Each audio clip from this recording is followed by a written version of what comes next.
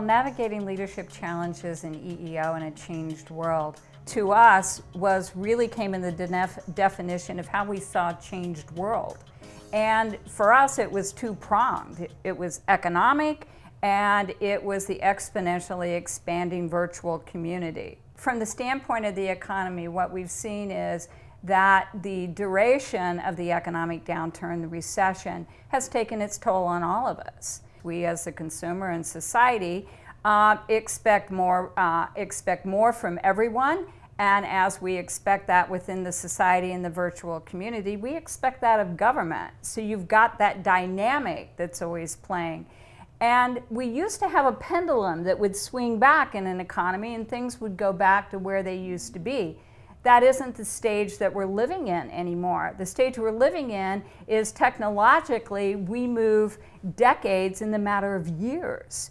And so from the standpoint of government, this shifts the paradigm of government. It shifts how they work with personnel, how personnel works with the constituent community.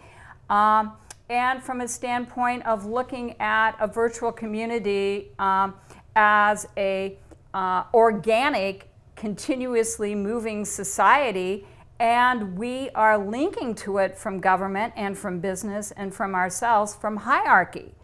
So you have an inert system that's on one side, and you have a fluid moving system on the other side, and it's like anything, when you try to plug one into the other, you don't get connectivity. So that's what this event was here to do. And it was here to create in a human system the integration of a society so it will mirror, specifically mirror, the economy we're serving. APSE was founded back in 1975, and the mission of APSE is to advocate for equal employment opportunity and also to advance the careers of its employees. One of our visions is that members are actively serving or actively serving the community. And for example, APSE has a scholarship program, and we've given probably $500,000 over the last couple decades, and because that's what we do. We want to encourage people in the community and to return back to the community. What's going on here today was actually a year in the making, and we had a steering 15 committee. months? Yeah, 15 months in the making, and we had a steering committee that has guided this. But what we wanted to be able to do is to give a panoramic view of government, and all of us know that California is the state leading the economy, and what we were able to achieve today over these last 15 months is to bring together literally the leadership of our state's economy. We have 8 secretaries and undersecretaries, so we have prominently most of the governor's cabinet as it relates to the leadership. But we wanted people to see, both the attendees and the speakers themselves, to understand their independent contribution, but simultaneously the interdependent strength of a total economy.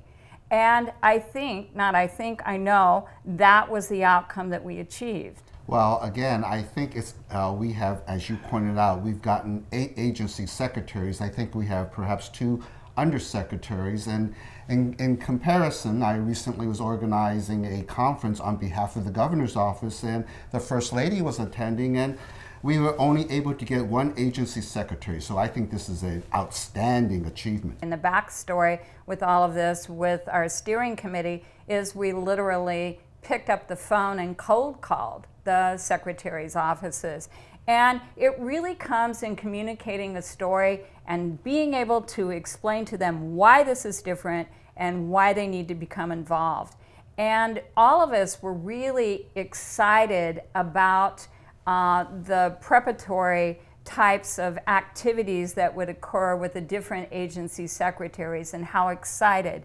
One of them being, that comes to mind, is Commissioner Farrow, the commissioner of the CHP, in that we asked each of our speakers to give an insight or a philosophy that would guide their professional career.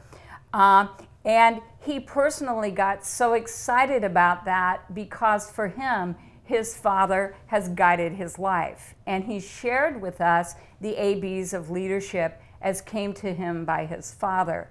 And to look at the legacy of that, of how it came out into the world. One thing that this event does, which I'm really, really proud of, is that it features a panel of department directors speaking on what the best practices of equal employment opportunity are.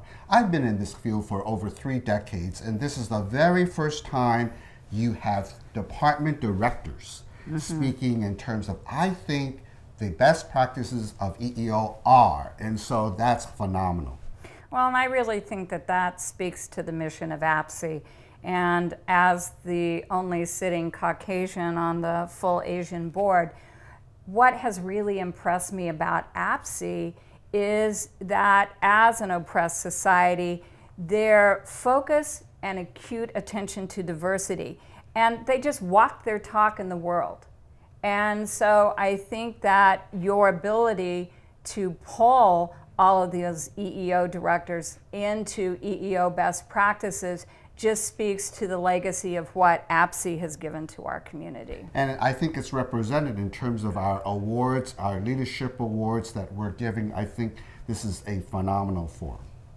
At the event, we had 200 attendees, and that was the maximum that the auditorium would hold. But we had 31 leaders of our state's economy. We had, what I found in the attendee base out of the 200 that really excited both Dean and I is there were 51 unique departments participating in the day's event.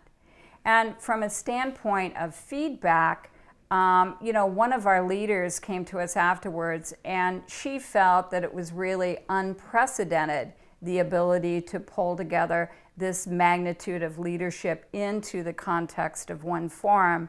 And I just think it was the collective energy of our steering committee, of those present, that actually was able to propel it to that level and type of outcome that we achieved. And one of the comments also was that the participants were amazed, as you said earlier, that we had 10 of the 13 agency secretaries represented, that the secretaries themselves came, so people had never seen that before. Even our constitutional officer said, gee, I don't know that I could have drawn that number. You know, even to the extent of the, you know, giving the awardees our awards in leadership, of the Individual Leadership Award to Howard Schwartz, or the Agency Award to the Inspector General, or the EEO Heroes Awards to Dave Jones, the Commissioner of Insurance, or the giving EDD, and Pam Harris, the EEO Agency Award. We had Marty Morgenstern come to us and represent the governor's office, and you could just see the love for this person, the respect for this person was palpable. That he had served in the governor's first administration, here he was serving in this administration.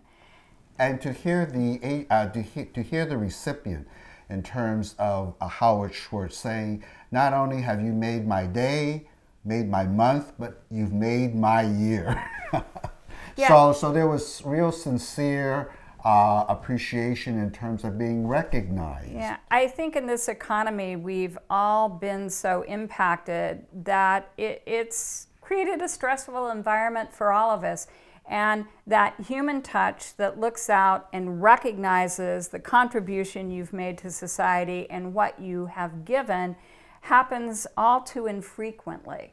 And I think the value of these awards were demonstrated in the hearts and minds of the recipients that received them. If you were to look at this event and create it from the perspective that it happens at one point in time, then again, I don't think we serve the mission of our original purpose. The Asian Pacific State Employees Association has entered into a memorandum of understanding with the University of Southern California. And so we look forward during the next couple years to really implementing that, and toward that effect, As we know, we're starting to plan a series of workshops in the very near future. Yeah, we actually plan to offer a large event every few years, and then independently what we're doing is taking the Navigating Leadership brand and we're carrying it forward.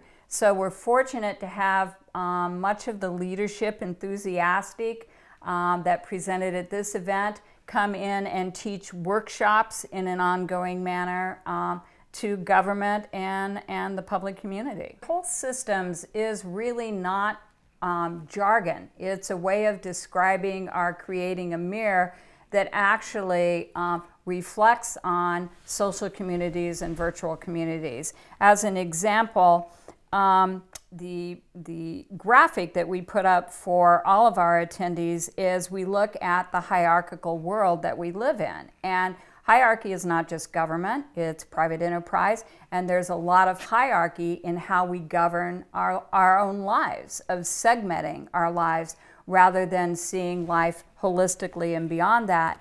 But then when we look out to our virtual community, we see an organic whole system. And by that, it's moving and changing 24/7.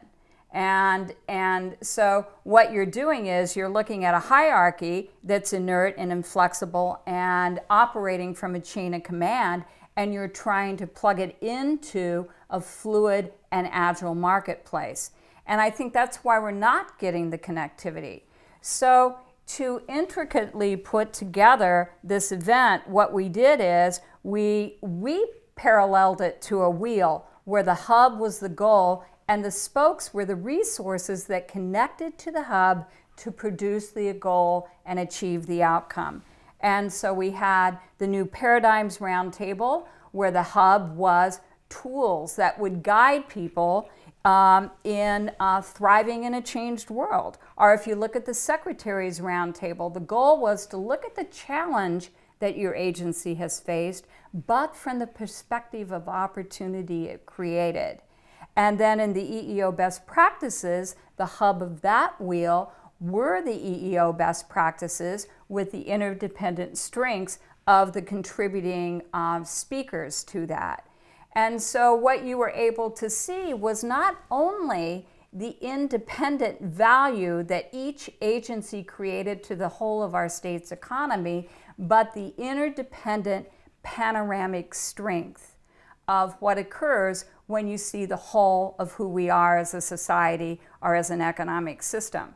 And I think that was the thing, Dean, that was so surprising to everyone, our speakers as well as our attendees alike, is the ability to have even our secretaries don't have the capacity to communicate in this type of forum with each other. But to look at from a perspective of challenge, what is the opportunity that is going to be the threshold in rebuilding California? And I think that that's what was revealed again and again and again from the voices of our speakers. There's always a guiding force that is present in any event, and I think that we were really excited to see the composite of leaders that came forward to actually guide the flow of information and interaction throughout the day. We were fortunate to have Sylvie Stanislaus come to us as the executive officer of the Franchise Tax Board, and of Maylee Tom, who is president of the State Personnel Board, of John Chung, who shared with us at lunch, of Ann Boynton, who shared with us from CalPERS, of Marty Morgenstern, of Clark Kelso, who led the Paradigms panel. In each one of them, there was this introspection that allowed them to reach in and pull from them what has guided them, and then based upon the energy and the momentum and the interconnectivity as the day went forward, they gave really profound, insightful value. And as you pointed out, in terms of what happened to May Tom, in terms of leading a panel of 10 agency secretaries on that. And so I think it's really quite amazing in terms of we were able to get that type of number of secretaries. Yeah, and with Maylee, when you reach that place of professional stature, you reach a point of truly wanting to give back and of having the wisdom and the lessons learned on leadership. And so even in planning, she said, I don't simply want to moderate. I want to share my perspectives on leadership. And we were fortunate that that was the gift she gave. Yes. I think what this event was not the context of this 8 hours that we spent together, but more importantly, it was a threshold.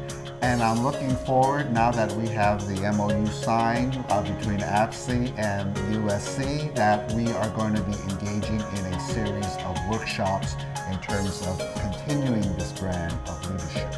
And so this is a conversation that began on November 8th, 2012, but it is a conversation and focused on leadership that will continue, that we hope, for an untold number of years. Bigger things are coming.